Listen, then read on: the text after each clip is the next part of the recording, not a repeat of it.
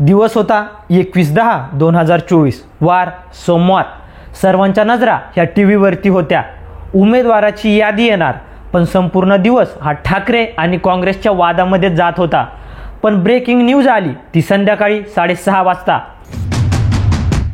आचारसंहिता चालू असल्यामुळे जागोजागी चेकपोस्ट उभारण्यात आले आहेत. पोलीस यंत्रणा सुद्धा ॲक्टिव्ह झालेली आहे.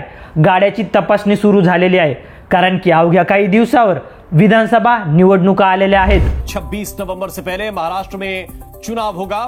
महाराष्ट्राची जी विधानसभेची जी कालमर्यादा 26 नोव्हेंबर पर्यंत आहे. महायुतीच्या सर्व उमेदवारांची यादी आता 28 ऑक्टोबरला जाहीर होऊ शकते. अशात पुणे ग्रामीण पोलिसांना एक टिप मिळाली. MH45 AS 2526 इनोवा पांढऱ्या रंगाची गाडी ही मोठी रक्कम घेऊन पुण्यातून कोल्हापूरच्या दिशेने जाणार आहे. मग काय, प्रत्येक गाडी पिंजून काढायला सुरुवात केली. संध्याकाळच्या 6:30च्या दरम्यान खेड शिवापूर टोल नाक्याजवळ MH45 AS 2526 पांढऱ्या रंगाची इनोवा पोलिसवाल्यांना दिसली. त्यांनी गाडी नंबर व्हेरीफाय केला आणि विचारपूस करायला सुरुवात केली. गाडीमध्ये 4 जण होते.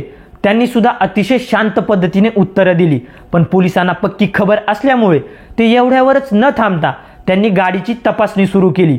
गाडीच्या मागच्या सीट खाली त्यांना काही प्लॅस्टिक पोत्याच्या बॅग दिसल्या. तेव्हा गाडीतील चौघांची सुद्धा तारांबळ उडाली.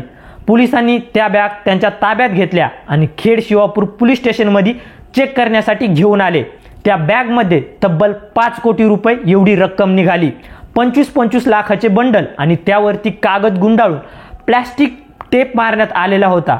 हे पैसे अशा पद्धतीने ठेवण्यात आले होते, जर वरच्या नजरेनं कोणी बघितलं तर यामध्ये पैसे आहेत अशी शंका देखील कोणाला आली नसती. ही रक्कम बाहेर आल्यावर पोलिसांनी निवडणूक अधिकारी, इन्कम टॅक्स अधिकारी, महसूल विभाग अधिकारी यांना बोलून घेतलं आणि गाडीमधील असलेले सागर पाटील, रफिक नदाब, बाळासाहेब आजबे आणि शशिकांत कोळी यांची चौकशी सुरू झाली.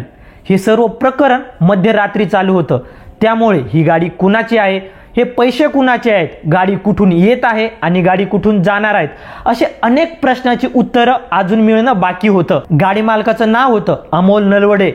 हे दुसऱ्या दिवशी माध्यमाच्या समोर आले आणि त्यांनी सांगितलं, त्या गाडीशी माझा काही संबंध नाही. मी जून महिन्यातच ही गाडी बाळासाहेब आजबे यांना विकली होती. मी एक व्यावसायिक आहे. माझा राजकारणाशी काही संबंध नाही. माझे वडील हे शेकापचं काम करत होते, परंतु मी कोणत्या पक्षाचा पदाधिकारी नाहीये.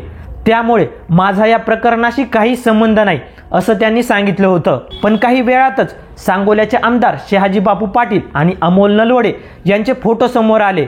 नलवडे कुटुंबाने शहाजी बापू पाटील यांना दिलेल्या शुभेच्छा ह्या पोस्ट चर्चेमध्ये आल्या आणि इथं केंद्रबिंदू बनले ते सांगोल्याचे आमदार शहाजी बापू पाटील. त्यामुळे काही वेळातच संजय राऊत यांनी ट्विट केलं आणि त्यामध्ये लिहिलं, मिंदे टोळीतील एका आमदाराच्या गाडीत खेड शिवापूर टोल नाक्याजवळ 15 कोटी सापडले. हे आमदार कोण? काय झाडी काय डोंगर. मिंदे यांनी निवडणुकीसाठी प्रत्येक उमेदवाराला 75 कोटी पाठवले.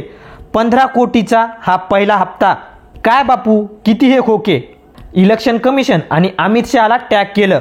तर दुसऱ्या दिवशी शहाजी बापू पाटील यांनी माध्यमाच्या समोर येऊन स्पष्टीकरण दिलं, त्या गाडीशी माझा किंवा माझ्या परिवारातील कोणाचाही काही संबंध नाही. संजय राऊत यांना संध्याकाळी झोपताना माझी झाडं दिसतात, सकाळी उठलं की डोंगर दिसतात. या प्रकरणाशी माझा काही संबंध नाही. निवडणुकीच्या तोंडावर मला बदनाम करण्यासाठी हा रचलेला एक कट आहे असं त्यांनी माध्यमाला सांगितलं. ही झाली आतापर्यंतची कहाणी. अमोल नलवडे यांनी टाकलेली एक पोस्ट शहाजी बापू पाटील यांना महागात पडली का? हे पैसे कोणाचे आहेत का यामागे दुसरीच काही कहाणी आहे? तर याचं उत्तर आहे हां. कारण इथे तो सर्वात मोठा ट्विस्ट, तो म्हणजे गाडीमधील सागर पाटील हे शहाजी बापू पाटील यांचे नातेवाईक आहेत. तर रफिक नदाब हे शहाजी बापू पाटील यांचे अतिशय निकटवर्तीय कार्यकर्ते आहेत. तसेच बाळासाहेब आजबे सुद्धा शहाजी बापू पाटील यांचे कार्यकर्ते आहेत आणि शशिकांत कोळी हे त्यांचे ड्रायव्हर आहेत. पण अद्यापही पोलिसांनी यावर काही स्पष्टीकरण दिलेलं नाही. गाडीमधील चौघांची चौकशी होऊन सुद्धा ही गाडी कुठून आली, ही गाडी कुठे जाणार होती आणि हे सर्वजण सांगोल्याचे असून सुद्धा त्यांच्यावर अजून कोणतीही कारवाई झालेली नाही. आणि इथे एक आता कॉन्ट्रॅक्टर समोर आला आहे. ही रक्कम माझी आहे असं तो म्हणतोय. पण ही रक्कम कोणी दिली, कोणासाठी दिली हे सर्व जनतेला माहिती आहे. पण येथे सर्वात मोठा प्रश्न येतो, म्हणजे एवढा पैसा येतो तरी कुठून? हा पैसा कोणाच्या कष्टाचा आहे? तर याचं उत्तर येतं सामान्य जनतेचा.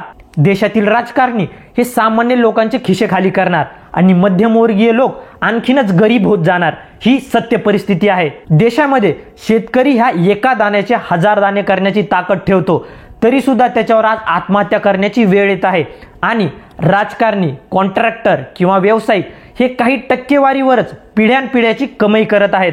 बरं असो, या प्रकरणावर काय होणार? तर याचं उत्तर येतं काहीच नाही. कारण या प्रकरणामध्ये मोठमोठ्या नेत्याचे नाव येणार आहेत. संजय राऊत म्हणल्याप्रमाणे एकनाथ शिंदे यांचं सुद्धा नाव समोर येऊ शकतं. सरकार हे त्यांचंच होतं आणि आता हे सर्व अधिकार निवडणूक आयोगाकडे असतात, तरी सुद्धा यांच्यावर कोणतीही कारवाई केली जात नाही. हे प्रकरण इथेच दाबण्याचा प्रयत्न करण्यात येत आहे. तुम्हाला काय वाटतं? हे पैसे कोणी दिले असतील आणि कोणासाठी जात असतील हे आम्हाला कमेंटमध्ये नक्की कळवा. आणि व्हिडिओ जर आवडला असेल तर आमच्या चॅनलला सबस्क्राईब करायला विसरू नका.